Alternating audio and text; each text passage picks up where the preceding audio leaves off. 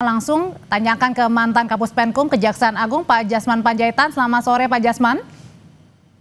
Selamat sore Mas, selamat sore. Ya Pak Jasman, pertanyaan pertama saya, apa benar ini di lingkungan kejaksaan bisa ada intervensi politik terhadap jaksa yang ingin mengeksekusi seseorang, terutama dalam kasus ini, kasusnya Sylvester Matutina? Ya, untuk menjawab itu ya perlu ada penyelidikan. Apa ada informasi-informasi yang mengarah ke ada orang-orang dari Jakarta Selatan yang melakukan seperti itu. Karena terus terang untuk masalah ini juga kan harus kita juga telisik ya dari pihak Mahkamah Agung. Harusnya pihak Mahkamah Agung segera menyerahkan salinan putusan. Apakah salinan putusan ini sudah diberikan kepada Kejaksaan Negeri Jakarta Selatan? Itu memang kalau waktu zaman saya jadi jam jaksa muda pengawasan, ada berita-berita di medsos, itu langsung saya turun ke bawah, cuma menyelidiki ini. Nah, ini harapan kita memang harus proaktif ya. Jaksa Agung Muda Jampidum yang pertama, terutama Jaksa Agung Muda Tindak Pidana Umum, harus juga melakukan penelitian. Tapi, ya, oke, penelitian itu Pak Jasman sebenarnya berarti apakah bisa begitu, ada intervensi politik dalam tanda kutip terhadap kejaksaan? Saya kira nggak mungkin, karena nggak ada gunanya. Bagi kejaksaan nggak ada gunanya. Karena pasti disorot wartawan, disorot pengamat hukum di negeri ini. Bunuh diri itu kalau ada yang begitu gitu. Kalau tidak mungkin. Nggak mungkin. Oke, kalau tidak mungkin Pak Jasman, apa kira-kira yang membuat akhirnya pihak Kejari ini sampai 6 tahun bergulir kasusnya, sudah ada putusannya, tidak mengeksekusi? Jadi ini kan ketentuannya, ini kan masalahnya juga ada dua instansi. Apakah dari jajaran dari Mahkamah Agung, dalam hal ini sekretariat dari Ketua Muda Pidana Umum sudah mengirimkan itu sesuai dengan surat edaran Mahkamah Agung nomor 1 tahun 2011, dan kebetulan demikian juga di dalam surat edaran Mahkamah Agung nomor 6 tahun 2017. Apakah itu mereka memang sudah ketat karena ketentuannya dalam surat edaran itu 14 hari harus sudah dikirimkan ke kejaksaan yang melaksanakan putusan. Pak Jasman, oke, kita tahan dulu sampai di situ. Di sebelah saya sudah ada pengacara tim dari TPUA, begitu ya, Bang Kosinudin. Selamat sore. Sore, ya Mbak. Bang Kosinudin, jadi kalau tadi Pak Jasman selaku mantan jaksa bilang tidak mungkin ada unsur politisasi di dalamnya, yang kemudian sampai sekarang ini tidak bisa atau belum mengeksekusi seorang Sylvester Matutina. Kalau pandangan Anda? Ya, sebenarnya kita harus bagi pada dua klaster ya. Klaster pertama tentang secara faktual ini putusan belum dijalankan. Ini yang harus segera dijalankan agar apa? Adanya pengabaian, penyalahgunaan dengan mengabaikan dan seterusnya itu bisa tertutup dulu dengan adanya tindakan oleh kejaksaan yang segera mengeksekusi yang menjadi tugas dan tanggung jawab kejaksaan. Kami perlu informasikan bahwa 31 Juli kami mendatangi Kejari Jaksel untuk meminta dieksekusi. Kemudian tanggal 4 Agustus ya, Kejaksaan Agung menyatakan akan dieksekusi, dan sampai hari ini tanggal 7 ya ini ya, ini belum ada eksekusi. Jadi masalah aktual ini dulu Pak Jasman yang menurut saya harus segera dilaksanakan, terlepas ada soal kedua, kenapa ini lama dieksekusi. Tentu kalau kita bicara lamanya dieksekusi, ada kemungkinan abuse of power di sini, yakni apa? Penyalahgunaan kewenangan dengan cara apa? Penyalahgunaan kewenangan itu bisa dengan tidak menjalankan kewenangan, keliru menjalankan kewenangan, atau menjalankan kewenangan bukan dalam konteks kewenangannya. Dan hari ini ada abuse of power dengan cara mengabaikan kewenangan.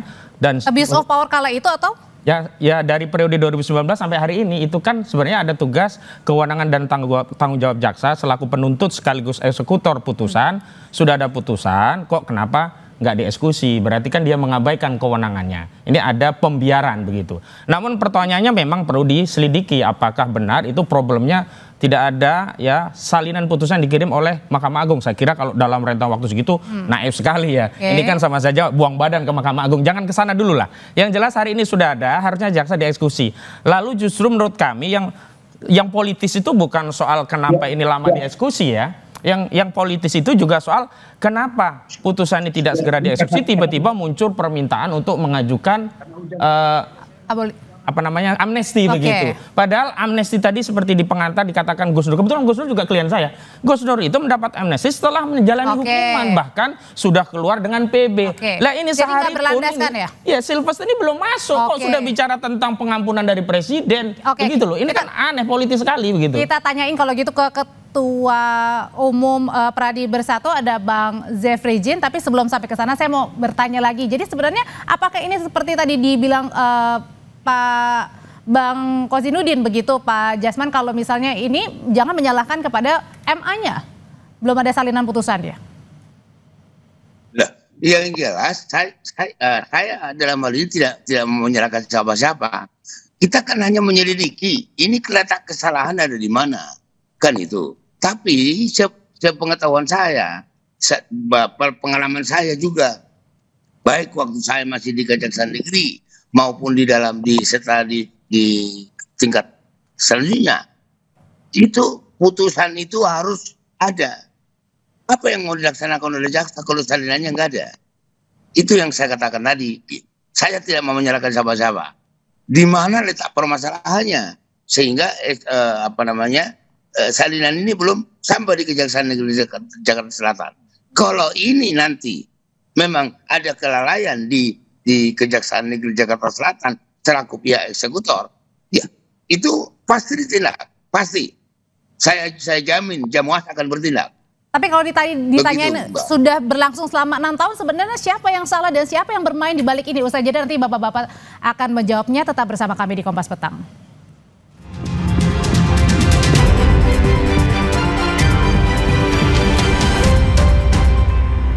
Umum Pradi Bersatu, Bang Zefri Jin, sore Bang.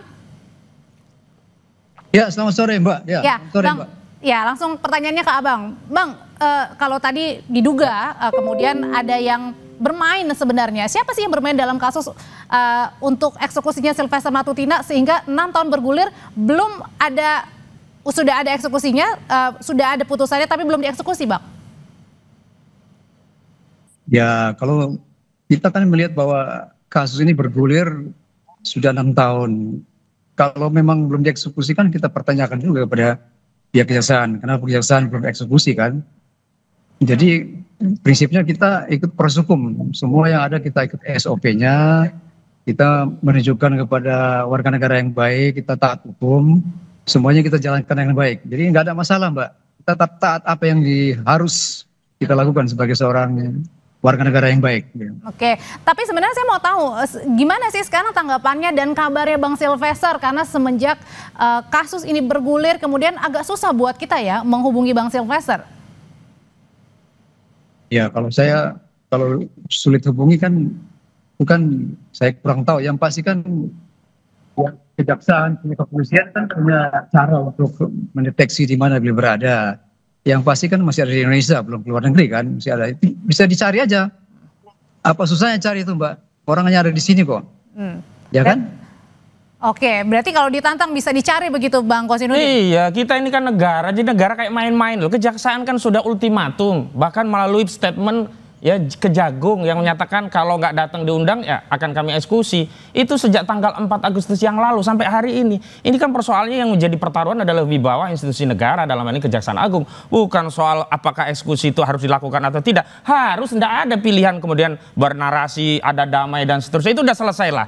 Hari ini fokusnya agar mengobati apa yang menjadi praduga publik itu ada permainan itu tidak benar. Pertama eksekusi dulu. Hari inilah kalau Kejaksaan Agung mendengar acara ini, hari ini eksekusi dulu. Baru kita bicara ada apa di balik lambannya eksekusi selama 6 tahun. Apakah di sana ada penyalahgunaan kewenangan, ada obstruction of justice. Ini diteliti lagi. Dan saya setuju segala yang terlibat dalam proses ini harus ditindak. Kenapa? Kita tidak ingin jadi presiden buruk seolah-olah hari ini orang bisa melakukan pelanggaran hukum dan kemudian bernarasi, ayo selesaikan di pengadilan. Begitu dieksekusi pengadilan dalam putusan yang sudah inkrah loh, ini kasasi. Kalau masih bisa diabaikan. Nah, kalau putusannya sudah inkrah begitu ya, kenapa kemudian terkesan ada pembiaran? Siapa yang lagi bermain dalam hal ini? Nah, saya justru kalau bicara tentang ada orang besar di balik ijazah palsu, justru ada orang besar di balik Sylvester Matutina. Nggak mungkin kalau nggak ada orang besar ini diabaikan. Memang benar Bang, ada orang besar di balik putusan ini, eksekusi yang belum kemudian dijalankan nih? Kalau menurut saya Mbak, Bang Sylvester itu kan orangnya besar ya. Jadi kalau dia sudah besar, dia nggak butuh orang besar di belakang. Kalau besarnya mungkin bayangan yang besar, Mbak. Kalau ada yang melindungi? Ya, itu yang pertama. Itu yang pertama. Yang kedua, pihak sebelah itu yang lebih besar.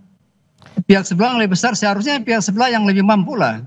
Kenapa tidak bisa mengeksekusi, ya kan? Sebenarnya begini, Mbak. Persoalannya, jadi nggak ada orang lebih besar. Bang Silvestre cukup besar itu, dia nggak butuh orang besar lagi untuk melindungi dia. Berarti artinya siap Ya, juga apalagi nanti udah dewasa. ketika dipanggil oleh Kejari untuk kemudian langsung mengeksekusi? Iya, mana surat panggilannya? Sudah ada nggak surat panggilannya? Kan harusnya prosedurnya begitu dong, dipanggil dulu secara resmi. Jadi Kalau belum orang dipanggil tidak Bang sampai hadir, sekarang? dipanggil paksa, kan begitu, jemput. Kan belum ada surat panggilan sampai saat ini, terus gimana? Oke, belum ada, katanya tinggal nunggu aja Sebenarnya kan sudah ada statement, udah ada undangan dari Kejari Jakarta Selatan, itu Kapuspen Kejaksaan Agung loh yang menyatakan Oke. itu. Yang kedua, kalau kita bicara orang besar, Pak Silvestre ini dianggap orang besar, nyalinya menurut saya kecil. Harusnya kalau dia nyalinya besar, datang ke Kejari Jakarta Selatan, tanyakan apakah benar putusan saya akan dieksekusi, kemudian di situ ada berita acara eksekusi. Belum ada Eksekusi itu undangannya ada katanya. dua.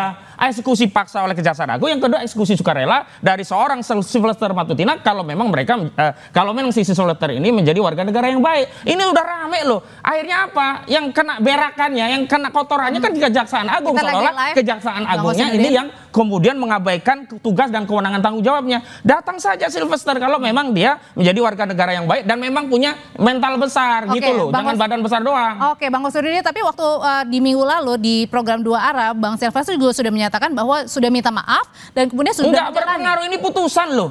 Memangnya putusan bisa dimaafkan? Kalau putusan bisa dimaafkan, orang bisa diberi amnesti. Udah keluarin aja seluruh yang di penjara itu. Kasih amnesti semua, kasih maaf semua. Oke. Wong putusan kok minta maaf. Saya mau tanya kalau gitu ke Pak Jasman. Pak Jasman, memang bisa bahwa ketika seseorang sudah ada putusannya, kemudian belum dieksekusi, tapi kemudian karena minta maaf akhirnya tidak jadi?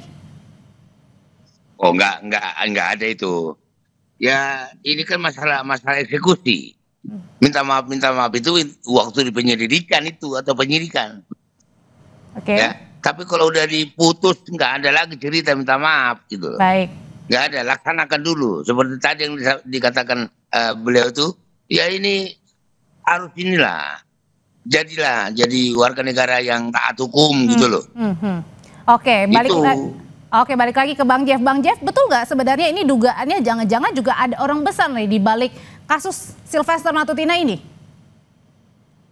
Saya dibilang tadi, Bang Silvestre itu udah besar, dia nggak butuh orang besar lagi di belakang dia. Sekarang persoalannya itu gawainya siapa? Gawainya kejaksaan atau gawainya Bang Silvestre? Bang Silvestre kan dia kan terpidana, dia ikut peraturan hukum yang ada, SOP-nya mana, surat panggilannya mana. Kalau ada pasti dia datang dong sebagai warga negara yang baik. Jadi nggak ada orang besar di belakang itu, nggak ada. Kalau Nggak ada Pak sama Mahfud sekali. sendiri menduga ada kemudian pasti ada yang melindungi nih. Ya itu dugaan Pak Mahfud boleh aja. Saya juga bisa menduga, kalau ngomong menduga saya bisa menduga. Jangan-jangan juga Bang Silvestre ada orang luar negeri yang melindungi. Bisa aja kalau memang kita bicara tentang duga-dugaan. Orang besar di luar kan banyak itu yang lebih besar dari Bang Silvestre bisa yang melindungi. Oke. Ya tapi kita nggak tahu. Itu dugaan saja kan Mbak. Karena Pak Mahfud menduga, saya pun menduga. Nanti yang lain juga menduga, ya kan? Sama-sama kita bisa menduga. Yang paling penting adalah mana surat panggilannya supaya warga negara yang baik dia akan taat hukum, dia akan datang. Oke, Begitu, Mbak. Oke, Pak Jasman, sebenarnya kalau sudah gaduh di publik ini dan juga sudah berlalu 6 tahun begitu, apakah kemudian kasus ini bisa diambil alih oleh pihak Kejaksaan Agung? Bisa saja. Sebenarnya tidak perlu ke Kejaksaan Agung. Jajaran Kejaksaan Negeri Jakarta Selatan seharusnya udah proaktif, jemput paksa. Kenapa sih? Emang siapa sih Silvestre hebat banget gitu?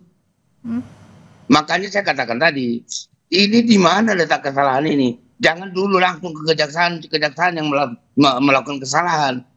Apa betul salinan itu sudah datang? Tunjukkan salinan itu. Kalau memang ada, biar nanti datangin kan. Namun itu juga kita sama-sama udah dengar dari Kapuspen bahwa ini sudah Berarti artinya di sini tidak perlu ada surat panggilan, Pak Jasman. Artinya bisa langsung jemput paksa. Harus dulu, harus ada panggilan dulu, bukan yang pertama, panggilan kedua, ketiga tidak datang, baru jemput paksa. Kan gitu.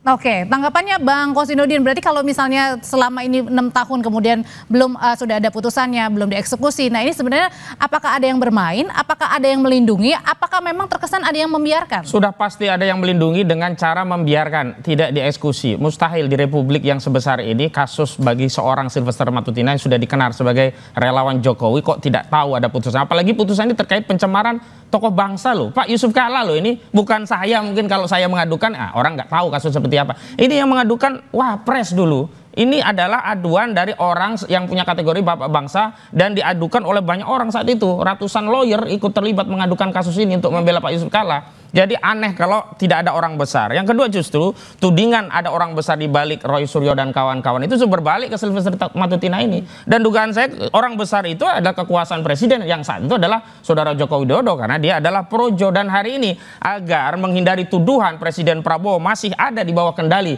Saudara Joko Widodo, segera eksekusi. Dan dalam hal ini Kejaksaan Agung ada di bawah kekuasaan dari presiden, segera jalankan. Dan kalau Kejaksaan Agung itu memang bukan eksekutor langsung, segera perintahkan kepada Kejaksaan Negeri Jakarta Selatan. Jangan dibikin lama begini. Kita bicara tentang asap apinya yang sudah membara, nggak segera kita siram. Kasihan rakyat melihat, oh kok ada terpidana keluyuran ke sana sini, malah hadir di media ini, media itu, podcast sana, podcast sini. Nggak ada wibawa hukum di hadapan mereka ini jadinya.